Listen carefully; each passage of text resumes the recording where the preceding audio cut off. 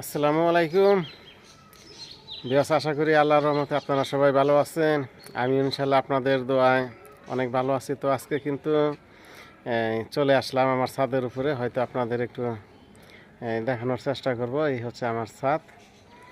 এখনও কিন্তু আমি আমার ছাদের মধ্যে দাঁড়িয়ে আছি, হয়তো দেখতেই পাচ্ছেন। আমি ছাদের এক প্রান্তে দাঁড়িয়ে আছি।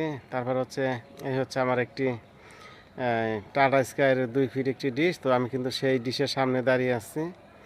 তো আপনাদের মাঝে শেয়ার করব আমার বাড়ির ছাদের কাজের অংশ কিন্তু চলতেছে, হয়তো দেখতেই পাচ্ছেন। এই হচ্ছে আমার বাড়ির ছাদের উপরের অংশ। তো কাজ চলতেছে রানিং, হয়তো দেখতেই পাচ্ছেন। এই হচ্ছে একটি ছাতা।